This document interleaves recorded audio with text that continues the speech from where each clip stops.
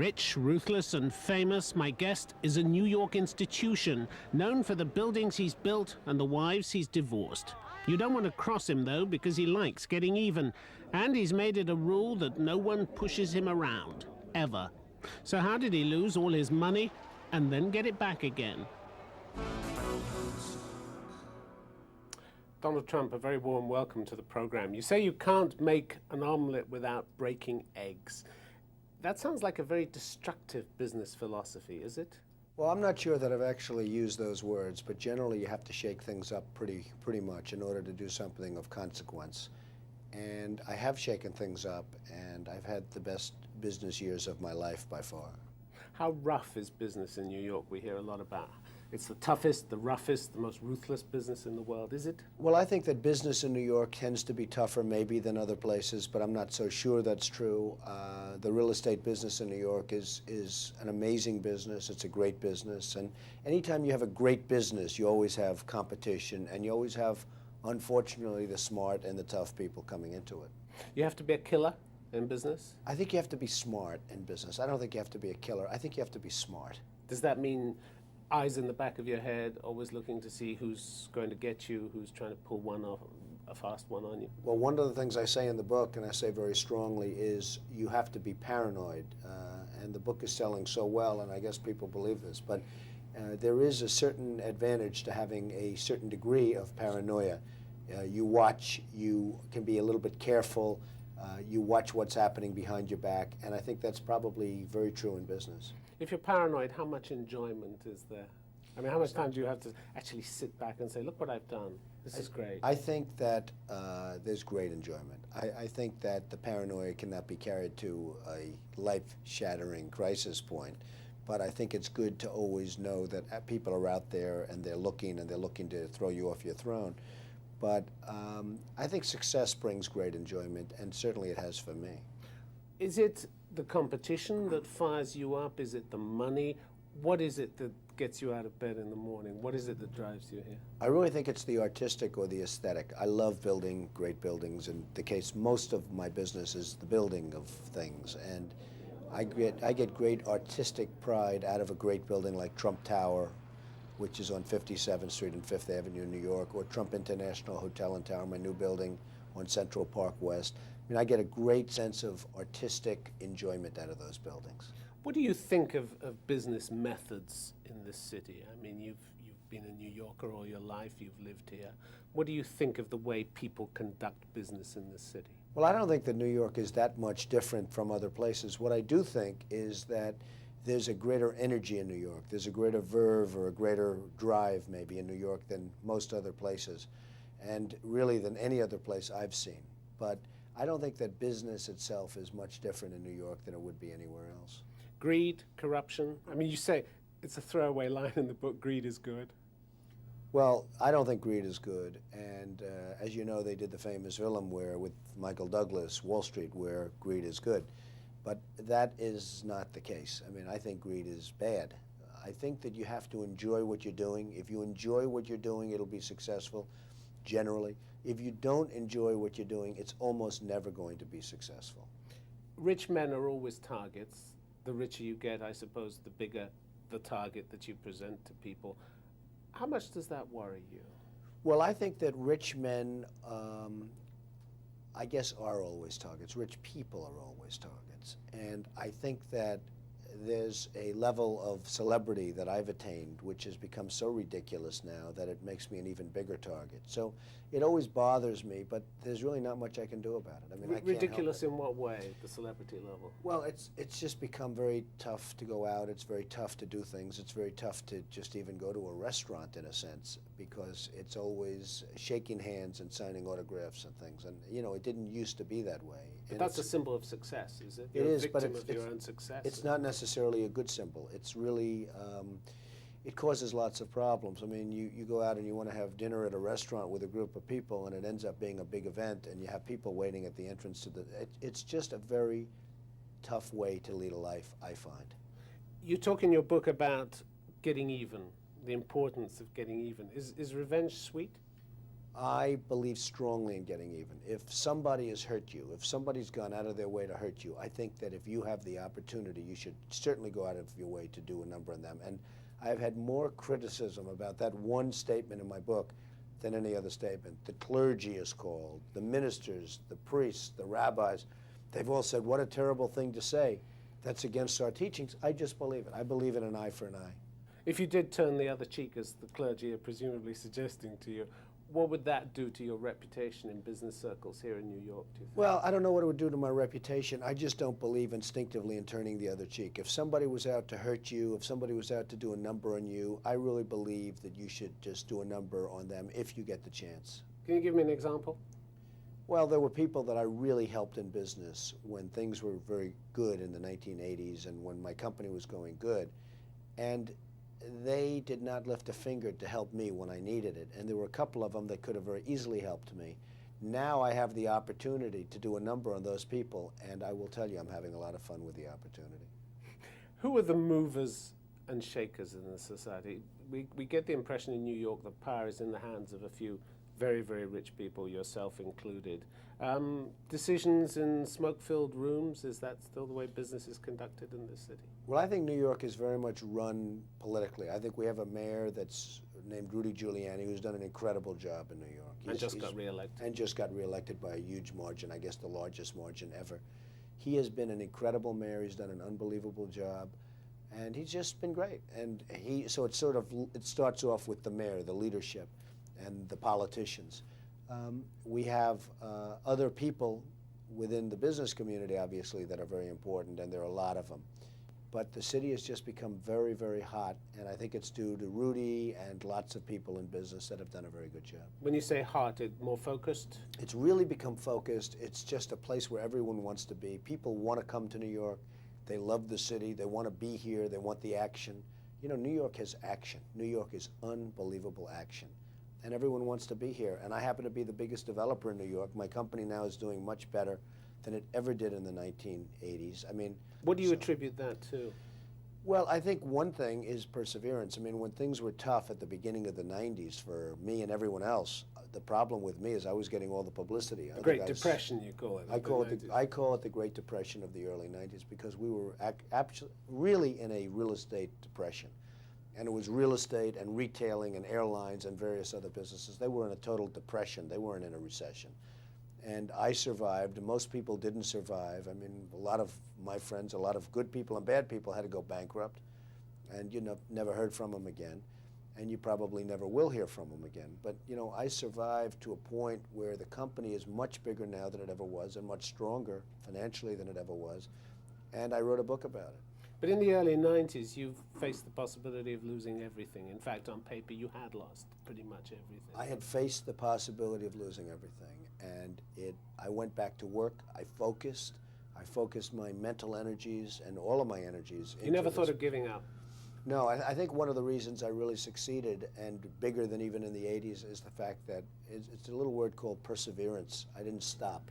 It's quite a long word, actually. It's a long word, come to think of it, but I didn't stop.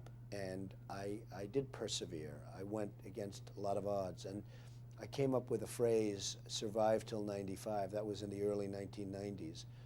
And it turned out to be right because the world changed, the economy changed, and there was a survival tactic till a certain year. And in 1995, things started changing. But I mean, it really started changing for me almost right at the beginning because I went back to work. I refocused my energies. How desperate were you at that time? Well, how depressed did you get? Well, to start off with, I really blame myself a little bit because I've always been able to pick markets. And I really wasn't focused toward the end of the 80s because I was having too good a time. I was enjoying my life too much. Things were going too well. You dropped your guard. I did drop my guard. And it's no different than you if you do 15 great interviews. You know, you sort of, on the 16th, you can take it easy because, well, that happens in life. That's a human trait.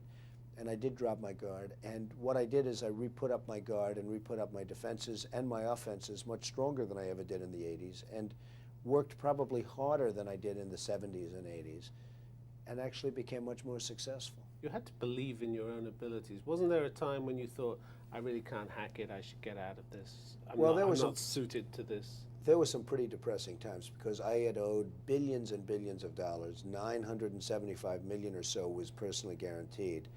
And that's a pretty deep hole. And when you're that deep in debt, you're mired in debt, and you're that deep in debt, I mean, that's a pretty rough situation to be in. And the vultures are circling around you? Well, you had plenty of vultures, you had plenty of bad people circling, and some good people that frankly wanted to get paid. But it was hunker down time, as they say in Georgia, and I did do that. Did you learn some lessons about the people who were your friends and the people who weren't your friends? I wrote once. Painful lessons. They were painful, and I wrote once that I would love to sort of have a bad period financially, just to see who my friends would be and who my enemies would be. Now, I'll never write it again, because it's not fun. And it might be a self-fulfilling prophecy. Well, that's true. And so I don't want to write it again. I wrote it once, and I had that down period, and that down period I learned a lot. I learned a lot about myself. But I will tell you, I also learned that there are some very good friends out there for me, and there were some people that did not help. Tell me about the women in your life, because there seems a sense in which you say in the book, you've measured women by your mother. Is that right? Well, I have a wonderful mother, a great mother, and I don't say I measure women by my mother, but I have a woman in my mother who's a terrific woman.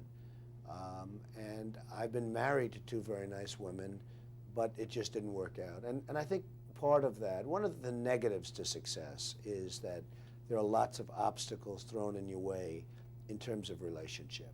First of all, time, but even your own mental psyche. I mean, my thing is I'm thinking about deals, and I'm thinking about these great buildings all over, and that I'm doing, and I'm building the largest job ever approved by the New York City Planning Commission on the West Side. That's a thought process. There's a lot of things that I'm doing and building, and I'm thinking about that maybe as opposed to relationship. I'm not saying that in a positive way. I'm saying it almost in a negative way, because it's very negative in terms of relationship. And success may be great in terms of living and lifestyle and beautiful homes and apartments and boats and planes and all of the stuff that doesn't mean very much, but success is not necessarily very good for a relationship. Women are far stronger than men, you say. You really believe that? I believe that women are actually stronger than men, and I actually say that they're not so much stronger, but I think they're more aggressive than men. And their sex drive makes us look like babies. I think that the women's sex drive is actually as good or greater than a men's sex drive. And I mean, I've been witness to it, and perhaps you have if you're lucky, but sex drive of women is extraordinary. And they like to portray themselves as the weaker sex, but the weaker sex doesn't exist, believe me. I think they're certainly the more aggressive sex. And even in business, I found that some women are just more aggressive. And I don't exactly know why. And I say this with respect. I don't say this with scorn, with anything else. I say this out of great respect. But I think that women, in many cases, are more aggressive than men. You've seen that sex drive firsthand. You talk about the woman of great social pedigree and the dinner party that you went to. Tell me about that. Well, I've had a lot of circumstances where a woman's sexual drive has turned out to be just extraordinary and not necessarily anticipated by me. And I write about this in the book, and it's pretty good stuff. This was really a specific dinner, though, wasn't it? This was a specific dinner, and what happened? Well, I'd rather let the book speak to it, because, to be honest, it's almost embarrassing talking about it in an interview. But because it really is mostly a business book, but I think that women have a lot to do with business. They have a lot to do with the effect on your life and how they affect your life. They have a huge amount to do with it. She embarrassed you, though, this woman. I mean, you don't name her in the book, but she embarrassed you. I would never name her. Somebody else wrote a book and named all the women that he had, as he said, conquered. And I was playing with the feet under the table, wasn't it? Yes, it was. And it was a whole thing. And it led to something that was sort of interesting. And it just wasn't a very good thing, especially with her husband sitting on the other side of the table. And there are so many instances like this, and I do talk about them in the book, and they're interesting. It's not what the book is all about, but the book is about success, and frankly, women so influence you and the world around you that I devote a lot of time to women in the book. You say women have one of the great acts of all time. The smart ones act very feminine and needy, but inside they're real killers. That's It sounds as though you have almost this sort of love-hate relationship with women. Well, I might. I mean, I have mostly a love relationship with women because I totally admire and respect and love women. I think women are incredible. But I really do. I feel that there is a... I feel that the smart ones are the ones that really go out and do it without waving the banner of women's liberation. And if you look at the really successful women, those are the ones that have not had to wave that big banner. They've just gone out and done it. 2 wives you've had, Ivana and Marla. What do you think of them now? I have good relationships with both of them. You've had fights. You're in an ongoing fight with one of them, or you were at the time the book was being written. I mean, we'll see. I'd rather be able to address that question sometime later because at this moment, I have a very good relationship with Ivana. I think I have a very good relationship with Marla, but I'll be able to tell you better in about a month or two. We'll find out. You stress the importance, though, of the prenuptial agreement, even though you say it's a vicious and it's an ugly document, and people who sign it are 50% more likely to divorce than those who don't. But yet you stress this is a key to a happy marriage, is it? Right. Well, prenuptial agreements are ugly, vicious, terrible documents that you have to have. I mean, it's if you're getting married and if you're a person of substance, man or woman of substance, you have to have a prenuptial agreement. And the reason is the word certainty. You need certainty over your business. You can't be going on for 10 years fighting over a divorce agreement. You need certainty. And you just have to have a prenuptial agreement. And even when you do, you have battles, as you've shown. It's not foolproof, is it? Even when you do. I mean, even when you have well, prenuptials are pretty foolproof, but they still fight, and people will still fight over prenups. I mean, there's scores of people that have fought for more than their prenuptial agreements have given them are legion. But, you know, the prenuptials are very strong agreements and hold up. Does it take the romance out of it? Yeah, it does. It's always tough to go up to somebody and say, you know, gee, I love you very much, but if and when we get divorced, this is what you're getting. So, you know, would you agree to that? It's always really tough. It's a very unromantic agreement. There's nothing nice about a prenuptial agreement, but from a practical standpoint and living in this world and living through a very difficult court system and everything else, I think it's absolutely necessary for somebody to have one. And I mean, so important that I actually devote a chapter in the book to prenuptial agreements. So you think that if you can sort out the finances, that somehow the relationship will take care of itself? I think that finances and relationship are very, very different. What don't the two ever go together? I think that that finances, that great success often leads to bad relationship, unfortunately. I think that the reason that somebody becomes successful is that focus is on his success, his or her success, not necessarily his or her relationship. But I think that there are times when both can work beautifully, and that's if you get the right partner. And getting the right partner is a very important thing in life. I mean, having the right partner can be a very beautiful thing in life, if you're lucky enough to do that. Taking a break from romance now? I sort of am. I'm not, it's certainly not number one on my mind. I'm having a lot of fun doing what I'm doing. It's just not number one on my mind. Glad to be free? I really am. I'm available? very happy. I'm Not that we're advertising. No, I wouldn't want to advertise it because I think there's nothing like having a great relationship. I think having a great relationship is more important than deals and more important than everything else. I find that business comes very easy to me. Relationship is always a much more difficult thing. And I've just found that historically that's been the case. Most people would say it's just the opposite. It's easier to have a relationship. I think that relationship is based on so many different things that are adverse to business. And I think that having that great relationship does not necessarily go with having that great business. Most important to you seem to be your children. Is that right? This matters to you a great deal. Yeah, I have great children, and they're very important to me, and I think that's one of the great things that came out of both relationships. And your parents, still very close to them? I'm very close to my parents. I have a great relationship with them.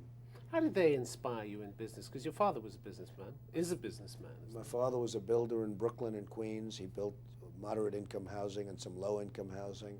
He was really good at what he did. He was a real professional.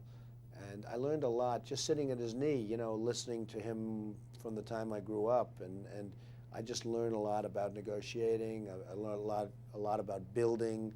I learned a lot about business. And while he was at a different level in terms of the kind of thing he did, he still built, and he built, you know, some really good stuff. He built some jobs out in Brooklyn and Queens, out in the boroughs of New York, for low and moderate income people. And, you know, he did a really good job at what he did. Tell me about your friends, because you count some of the best-known people in the world among your friends. There was a dinner you went out to with Michael Jackson, which you describe in the book. Tell me about that, because he seemed almost lost when you took him out to a restaurant, lost looking at a menu. What do you remember about that evening? Well, Michael Jackson was literally I mean, he's a very good guy, and he's having a difficult time. But he was literally to go to a restaurant, and we went to Le Cirque, the great Le Cirque, and with Sirio, and Michael was sitting at the table, and he just sort of, it was just like he was never at a restaurant before. He didn't know about menus, he didn't know about things. He was just, and I said to him, when was the last time you were at a restaurant? And he said, many, many years ago. And I could believe that was true, because he was so at ease at the restaurant. It's just, restaurants aren't his thing. Did you have to order for him? No, I mean, he did fine. I'm just saying that he was just not somebody that was exposed to this kind of a life. And what really was interesting was at Le Cirque, you had these great celebrities, and they had never asked for an autograph in their life. People asked them for autographs, and they were coming up to my table asking Michael for his autograph. That, to me, was the funniest part of the evening. Sylvester Stallone, another friend of yours. Well, he's a Play great golf with him. He is. He's a great guy. He's a good golfer. He's a very smart guy. You know, people don't give Sly credit for the brain. They give him other credits, but they don't give him credit for that. He's a very smart guy who's done a terrific job. And I mean, you know, he insisted on playing Rocky. They were going to have somebody else play Rocky. He wouldn't let it go without him playing. I mean, this guy is smart and tough, and he's a terrific guy. And Frank Sinatra, you fell out with at one point, didn't you? What was all that about? Well, I had a dinner, and I actually apologize in this book for it, because I said some negative things about Frank in my second book. I mean, he's just been a terrific guy over a lifetime. How did you fall out, though? What was the incident? He was very rough and tough at a table with somebody, not me, with somebody at the table, namely his wife. And I was really shocked at it. I was surprised at it. I mean, I've seen a lot of things, so I don't get shocked too easy. But I've been, you know, I was just amazed at how bad this particular incident was.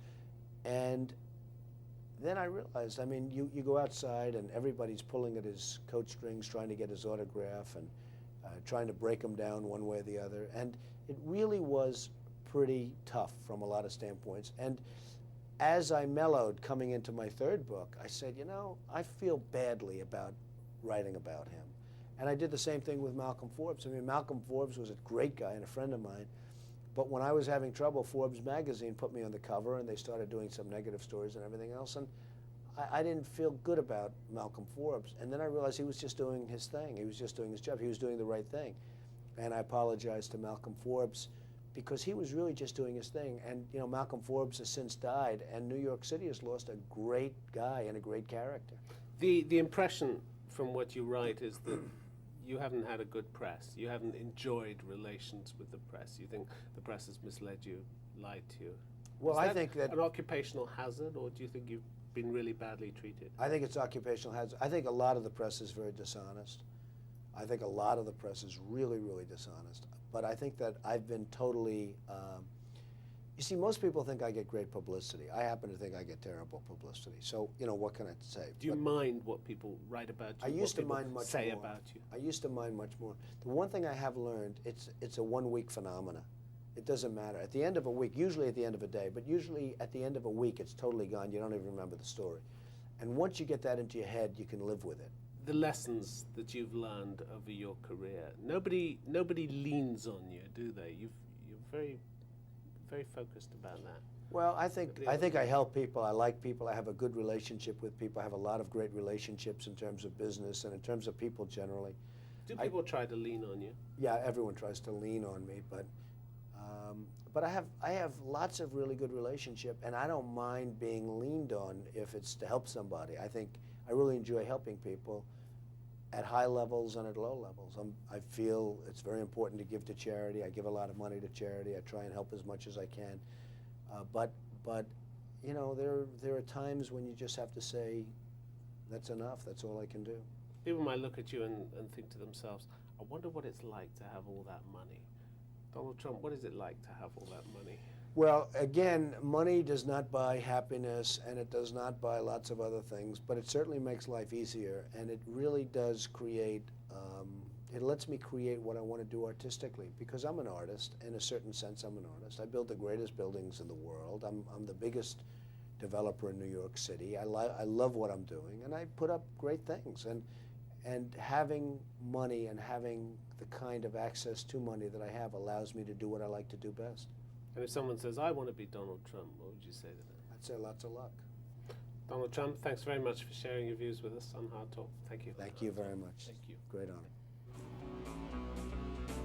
honor.